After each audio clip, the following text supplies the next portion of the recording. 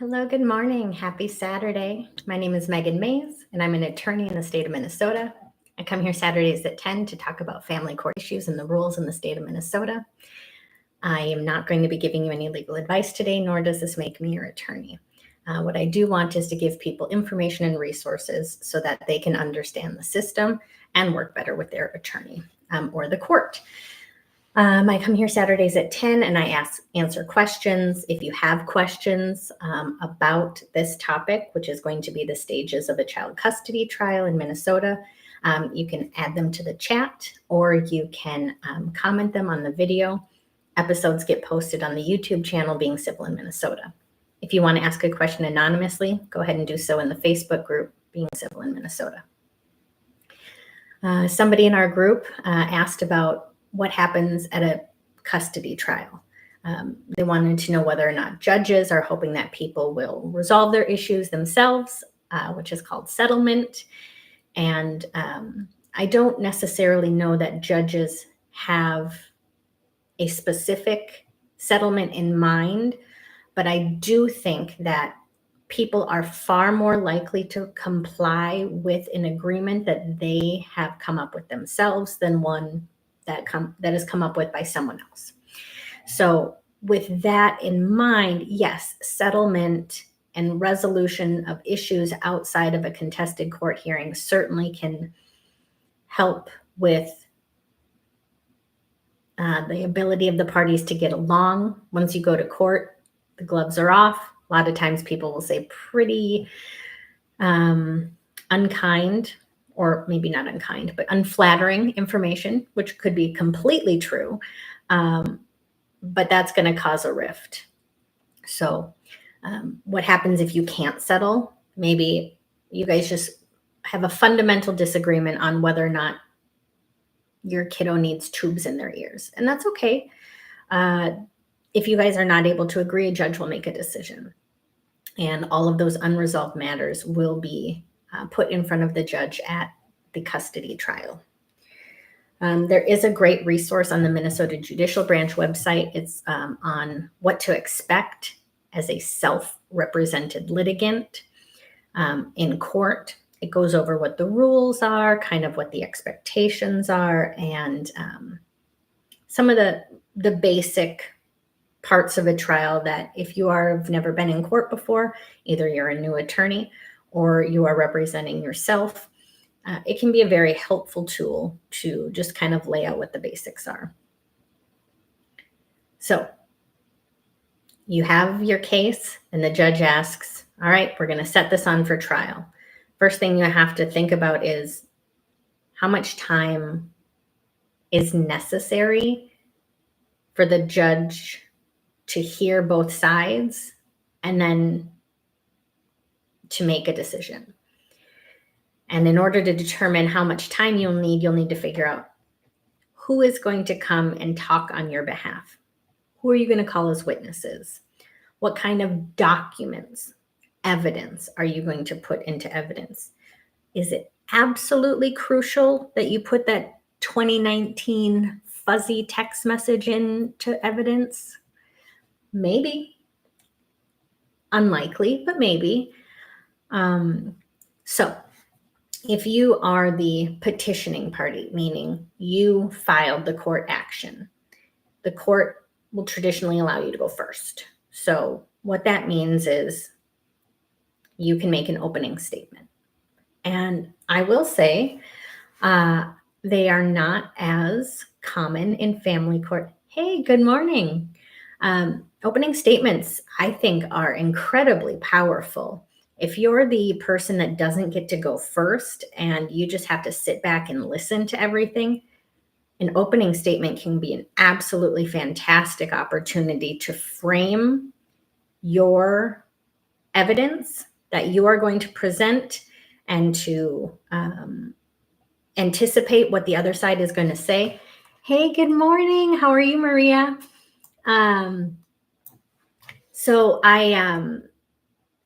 You want to make sure that you are giving the court your best foot forward.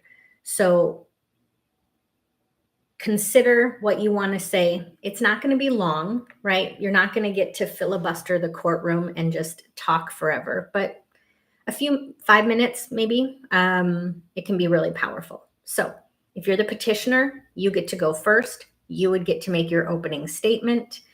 The other side, the respondent, either they or their attorney, would also get an opportunity to make an opening statement, and then the trial would commence. As the petitioner, you would go first, and you would have yourself, maybe teachers or doctors or experts who are going to come in and talk about why you believe your parenting time and custody arrangement is going to best support this child. So it's going to be important to know, what can a judge consider? And what a judge considers in custody and parenting time trials is what is best for your child. Is there drug use? Has there been domestic abuse? What does the stability and continuity look like? Are the parents able? Do they have the capacity to provide love and care and support? Are they willing to do what is necessary to be a full provider? So focusing on those things is going to help you support your case and convince a court that you've got the better reasoning. Bringing things up that do not pertain to the children, that are not necessarily going to impact your co-parenting, should be avoided. In a fair, for example, most courts are going to say that is not necessarily relevant to whether or not they are a good parent. However, in my opinion, I think something like that is incredibly devastating to trust and possibly the party's ability to co-parent. And if that is the case, that should be brought up, but not necessarily because that other person is a bad parent, if that makes sense. The resource on the Minnesota Judicial Branch kind of talks a little bit about what to expect there. If you are hearing things that are not relevant or have to do with things that happened 10 years before your children were born, there's a ability to do something called object. And parties can object to information or documents that are so far off that they just have no relevance at all. If you got a speeding ticket or reckless endangerment driving 10 years ago, but you were a teenager and now you're a fully functioning adult and haven't had any issues driving with your children, I don't see how that's going to be helpful. Once you've had an opportunity to give your side of the story, then the other side, the respondent, the person who responded to your lawsuit, gets an opportunity to call their witnesses, present their evidence.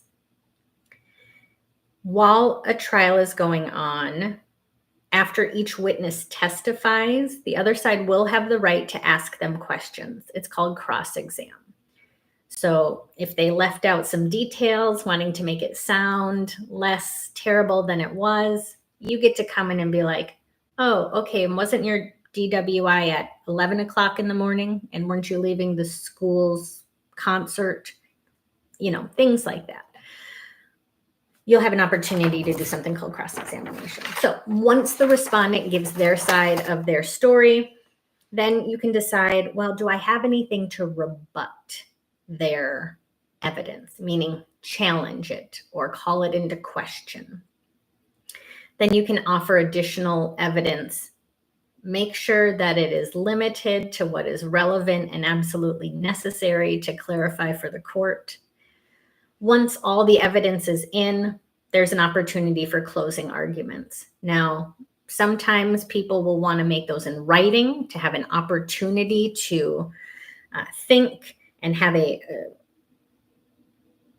be able to review all the evidence. I don't see any reason not to make a brief summary based on what you anticipated would be the evidence in your opening to what now has transpired at trial. If it is what you thought, then you can remind the court that this is the information you anticipated would be presented, and that you can summarize again the reasons why you are asking for what you're asking. Just a good time to summarize and remind the court. Once you guys are done, there will be an opportunity for the court to take thoughtful time, review all the evidence and information presented, and make a final decision. Typically, in Minnesota, the court has up to 90 days to make a decision. I know that can sound like a long time, and people often wonder, why can court cases drag on for so long? Well, these are about kids, and courts want to make a good decision about these children to the best that they can. And so 90 days gives them an opportunity to thoughtfully and thoroughly review the information. Once that decision comes out, the judge should make a decision with regards to custody, meaning who's going to make decisions about the major issues. Will it be together, or will one party have it? Will it be deferred to a provider? And then what the parenting time schedule will be. And if there's any conditions on that parenting time, maybe there's safety concerns that need to restrict it. Those are going to be additional reasons as to why a court may need additional time. So if you have questions about what to expect at trial, there's a great resource on the Minnesota Judicial Branch, or you can pop them in the chat. Thanks everybody for stopping by, and I will see you guys next Saturday. Take care.